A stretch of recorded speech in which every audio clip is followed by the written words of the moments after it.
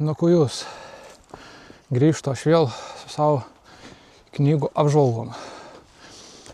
Ilgai nekėliau video, bet tai nereiškia, kad nesiklausiau knygų. Tai šiandien aptarsiam paprasčiausia. Perskaitėjau knygą apie Elon Musk biografiją, taip galim įvardinti. Ir iš tikrųjų įdomi knyga, ilga knyga, nebuvo kažkur 16 valandų.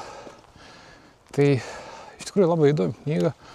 Taip, kam yra įdomu biografijas, kad ir kokia jūsų nuomonė apie Elon Musk, iš tikrųjų įdomi knyga, įdomi biografija.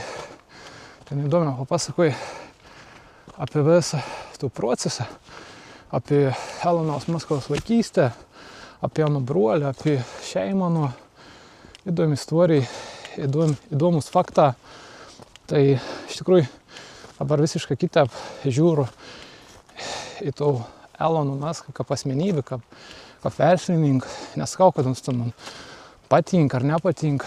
Tiesiog taip objektyvę gali pažiūrėti, nes ten ir tikrai faktą parašyti, o ne ten, sakykime, prisiskaita kažko peržins ir galvoji, kad ten šioks ar anoks.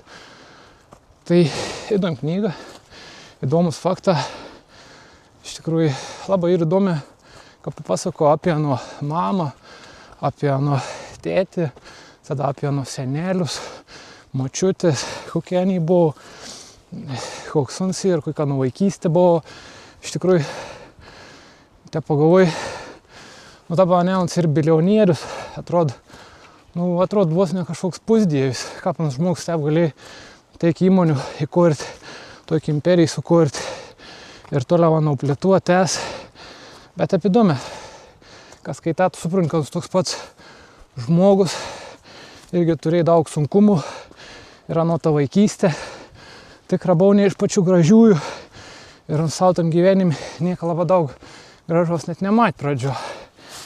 Ir ten tėvai išsiskyrė, ten daug buvo visokių irgi tų neramumų.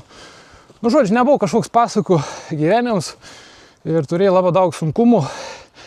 Aš dabar lipu į kalną, irgi turiu labai daug sunkumų, tai labai daug nesiplėtuosiu.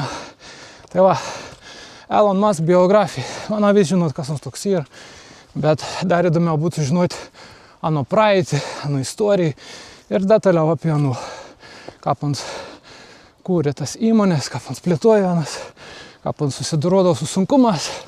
Tai va, knyga Elon Musk biografija rekomenduoju. Labai įdomi, labai gera, bet ilga.